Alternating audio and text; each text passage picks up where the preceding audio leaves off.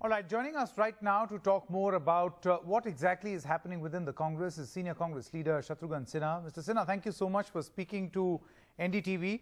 My first question to you is, you've seen churning in your previous party, that is the Bharatiya Janata Party. I remember in 2009, whether it was Shatrughan Sinha or Yashwant Sinha or Jaswant Singh, beg your pardon.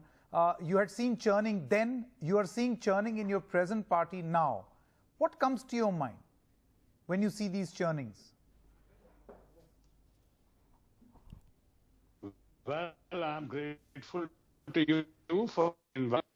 To begin with, I must say the churning is still on.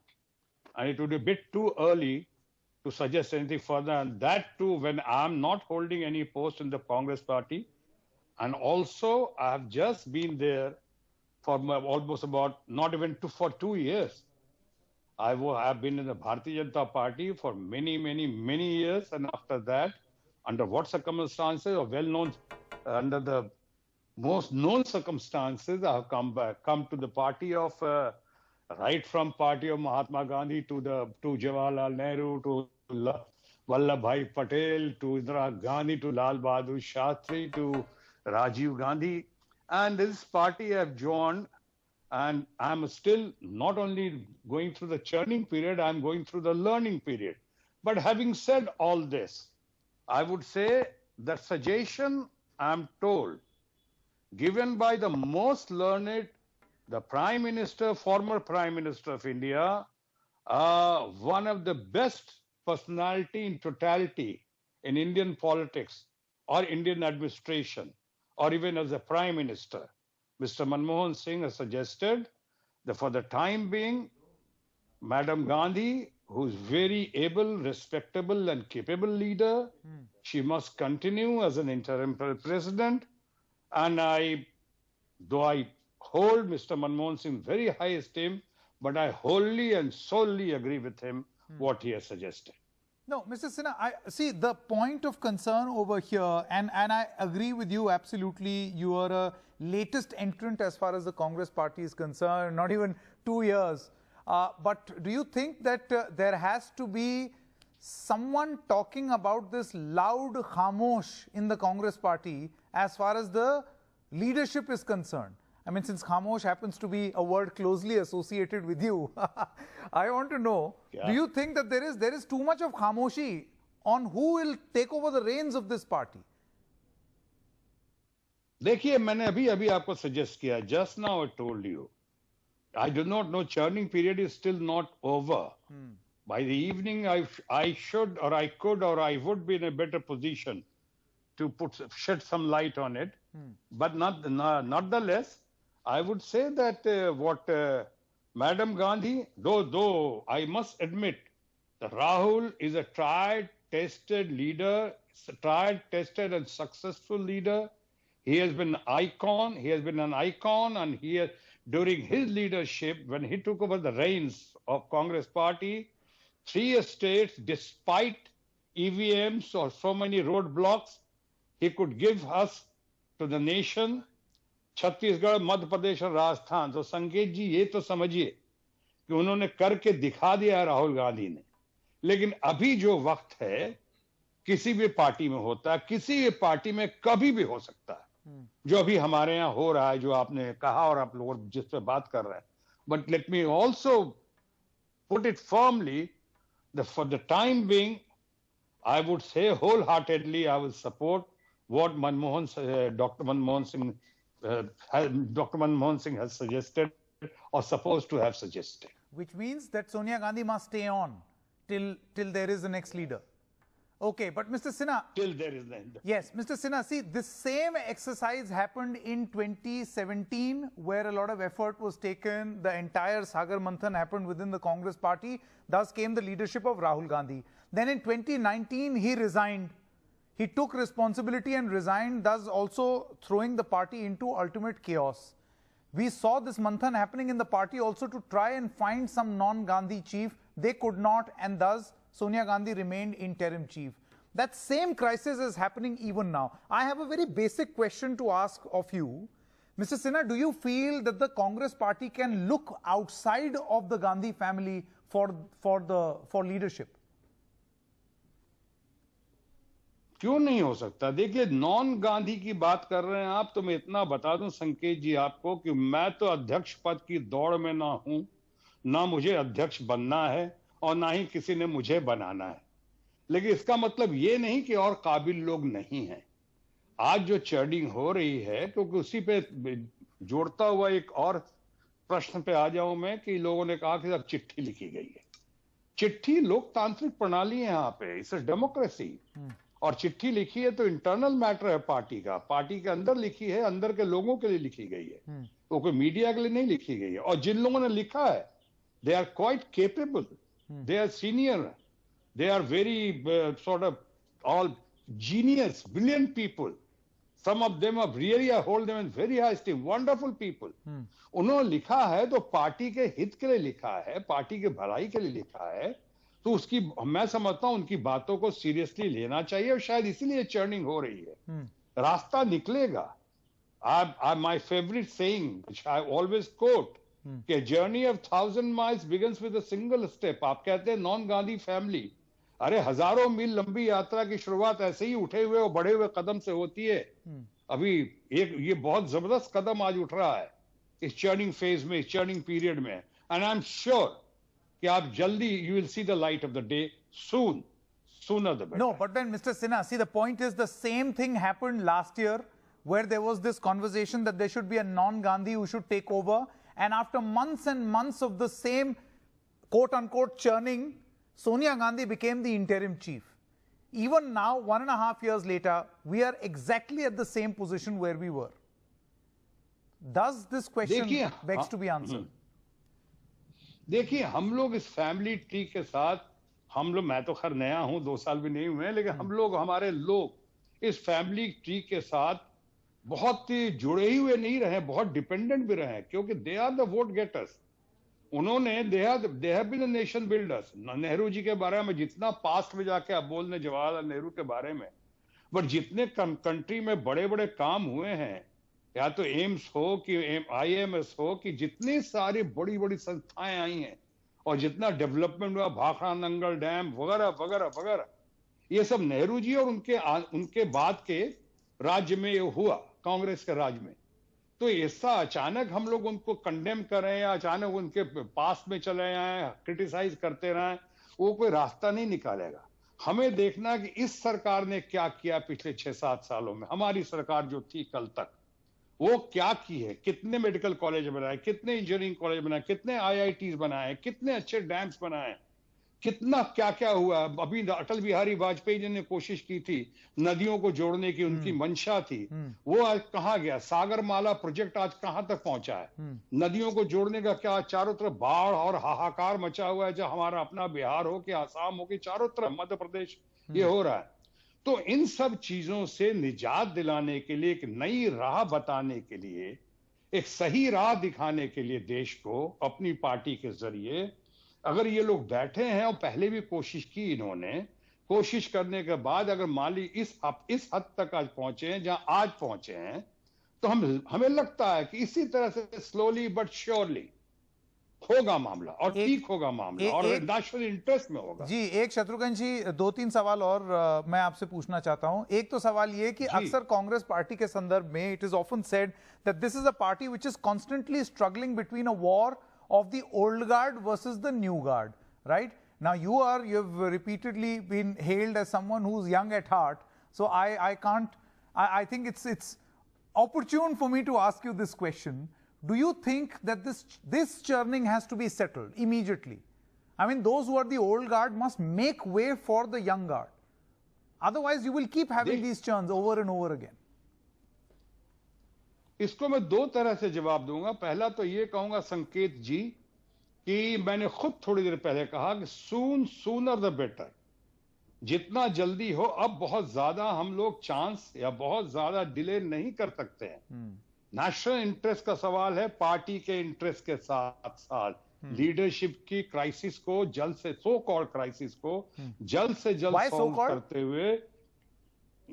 Solve करते हुए कैसे कांग्रेस को और मजबूत बनाए या कांग्रेस को सही दिशा पर लेके आए और साथ ही साथ कांग्रेस के साथ साथ पूरे देश को मजबूत कदमों के साथ हम आगे बढ़ाएं। ये तो पहला है। और दूसरा है जिसमें मैंने कहा sooner the better. Old guard, देखिए एक कहना है, एक क्लीशे हो गया है कि younger generation, young people they must be brought forward. Of course younger generation के पास जो एनर्जी है वो शायद किसी के पास नहीं है, वो तो है, बट यंगर जनरेशन को अनुभव की भी आवश्यकता है।